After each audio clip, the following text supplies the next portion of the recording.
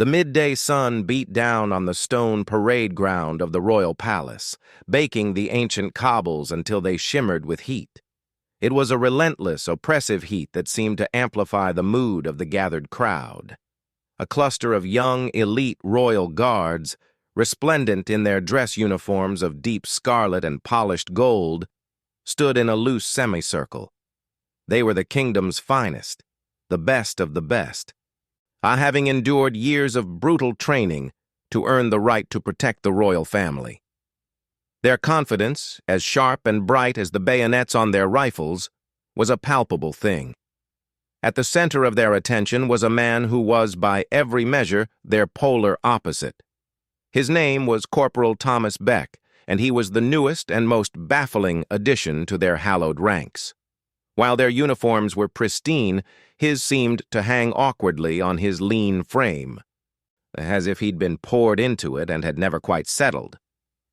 While they stood with the ramrod-straight posture drilled into them since infancy, Beck had a casual, almost languid stance, as if he were waiting for a bus rather than standing on the kingdom's most hallowed ground. He was older than the rest of them, his face etched with fine lines that spoke of sun, wind, and something else, a deep, unspoken weariness that sat in his pale blue eyes. The guardsmen, led by the arrogant and supremely confident Captain Alistair Finch, had made Beck their pet project, their source of endless amusement. They whispered about him in the mess hall, their laughter a little too loud. They watched him during drills, smirking as he performed the intricate ceremonial movements with a quiet, unshowy efficiency that they mistook for clumsiness. He lacked their flamboyance, their theatricality. He was a ghost in their midst. And to men who prided themselves on being seen, a ghost was either invisible or a fool. "Heard he transferred in from some backwater infantry unit," Finch had announced one evening, his voice dripping with disdain. "Probably spent his days chasing goats through the hills? And now he's supposed to stand shoulder to shoulder with us? It's an insult to the uniform." Today, that simmering contempt was about to boil over. It was the quarterly regimental proficiency test, as a public relations event as much as a military one. Dignitaries, foreign visitors, and members of the press were seated on a shaded dais, watching the proceedings with polite interest. The guards were to demonstrate their skills with their standard-issue rifles, first in a series of intricate drill movements, and then on the firing range. The drill portion went without a hitch. The guards moved as one, a single magnificent organism of scarlet and steel, their rifles flashing in the sun as they performed the complex centuries-old maneuvers. Beck, standing at the end of the line, moved with them, but he was a beat behind their flamboyant aggression. He was precise, yes, but his movements were economical, stripped of any unnecessary flourish. To the untrained eye, he looked hesitant. To the guards, he looked pathetic. Finch, catching the eye of his second-in-command, Lieutenant Davies, allowed himself a tiny, condescending smirk. Just then came the range. The targets were standard military silhouettes, positioned at 50, 100, and 150 meters. One after another, the guards stepped up to the firing point. They were excellent shots. There was no denying it. They took their time, adopting perfect textbook stances, their breathing slow and controlled. One by one, they peppered the center mass of their targets with tight, respectable groups. The crowd applauded politely after each performance. And the guards would then snap to attention, offer a curt bow to the royal box, and march back to their places, their faces masks of professional pride. Then it was Beck's turn. The shift in atmosphere was instantaneous. A low murmur rippled through the gathered guardsmen. Lieutenant Davies coughed, a sound that was clearly meant to cover a snort of laughter. Captain Finch, standing with his arms folded, watched with the benevolent, a condescending expression of a master watching a particularly inept pupil. Beck walked to the firing point with the same unhurried, ambling gait he used for everything else. He didn't inspect his rifle, though he'd already done so, silently and thoroughly, in the armory that morning. He didn't check the wind with a licked finger or a scrap of cloth. He simply stood there, the sun full on his face, the rifle held loosely in his hands.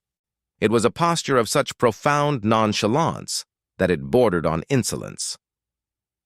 "Anytime this decade, Corporal," Finch called out, his voice pitched just loud enough for the front rows of the audience to hear. A titter of laughter ran through the guards behind him. Beck didn't react. He didn't even turn his head. He just stood there, looking down the range.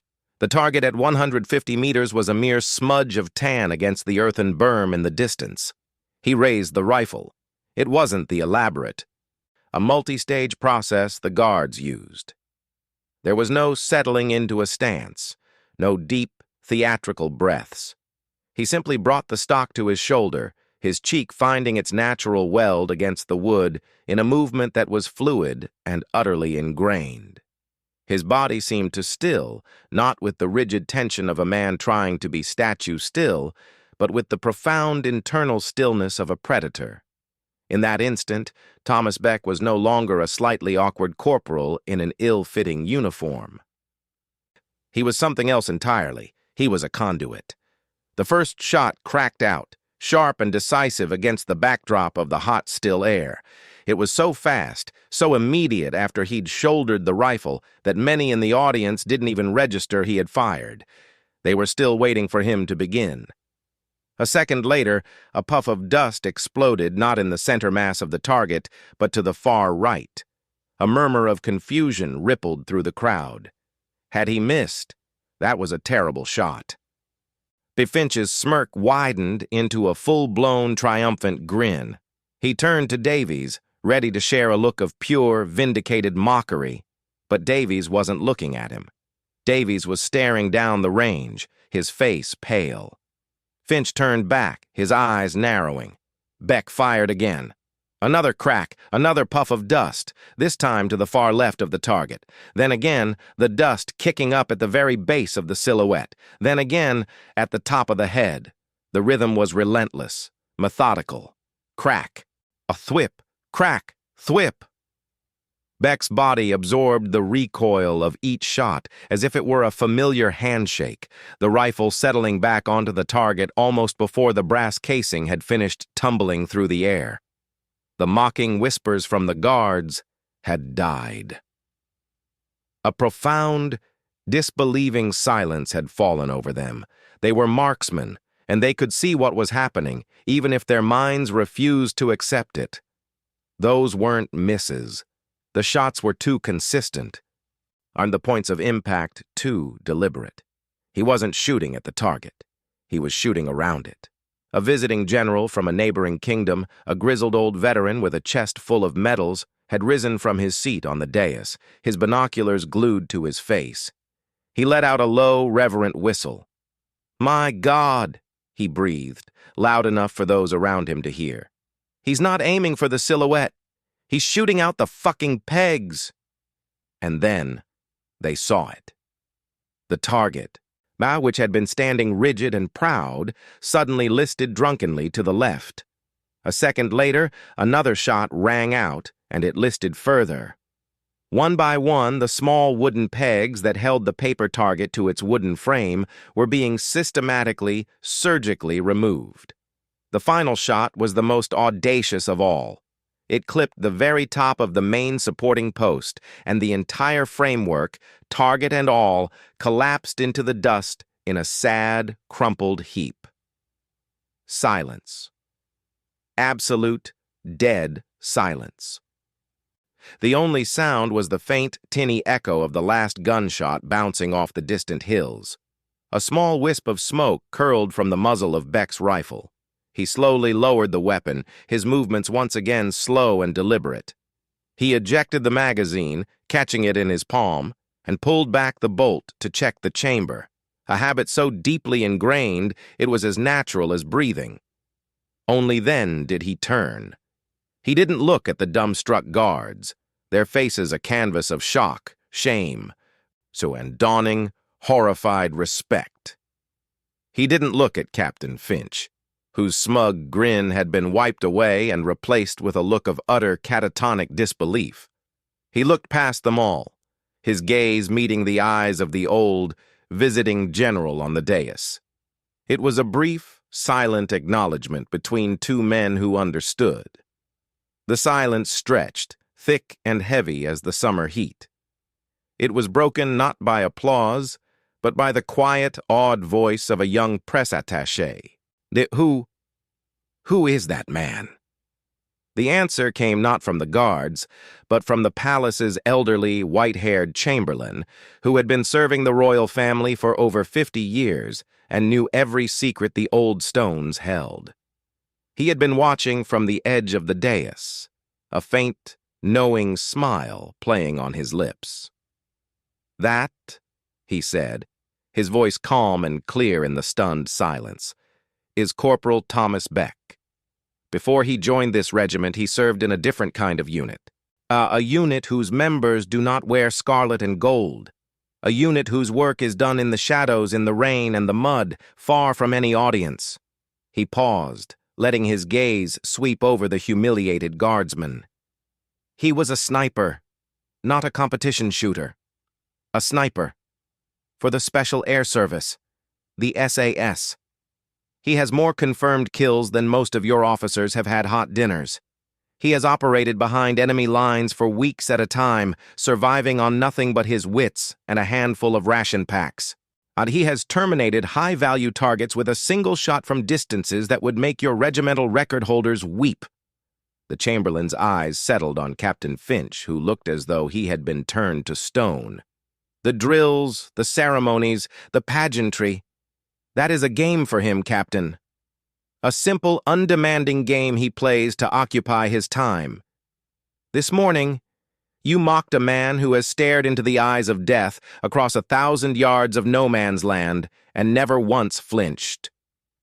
You mocked a man whose patience is measured not in minutes, but in days. You mocked a man who could have killed every single one of you in a dozen different ways before any of you could have unslung your rifles. He chose to demonstrate his point with target pegs. Be grateful for his restraint." Finch's face had drained of all color. He looked at Beck, who was now calmly placing his rifle back on the rack, his expression as unreadable as ever. Beck didn't gloat. He didn't even look their way. And he simply finished his task, nodded once to the armorer, and began to walk away from the firing point, his gait once again that of a tired man heading home after a long day. He passed by the line of scarlet-clad guards. They parted for him as if he were carrying the plague, their eyes wide, unable to meet his. As he drew level with Captain Finch, he paused. For a long, agonizing second, he simply looked at the younger man. There was no anger in his gaze, no triumph. There was only a deep, profound weariness, and perhaps a flicker of pity. He leaned in, his voice so low only Finch could hear. "The wind was gusting at 7 miles an hour from the west," he murmured, "and the mirage off the hot ground was playing havoc with the sight picture at 150 meters. You should teach your men to factor that in." He straightened up, adjusted his ill-fitting tunic once, and walked away, leaving a stunned silence in his wake. He didn't look back. He didn't need to.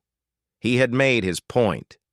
Though not with words, but with the only language that had ever truly mattered to him, the quiet, devastating language of precision. That evening, a rumor swept through the guards' quarters. It was said that a full-bird colonel from an undisclosed ministry had arrived at the palace in an unmarked black car. He had spent an hour behind closed doors with Captain Finch. When he left, Finch's adjutant was seen carrying a large, leather-bound folder from the captain's office. And the folder was marked with the single stark word, Beck. The next morning, a new training schedule was pinned to the regiment's notice board. It included, for the first time in the unit's history, advanced modules on wind estimation, long-range ballistics, and fieldcraft. And at the bottom of the page, in a newly created position, was the name of the instructor, Corporal T. Beck.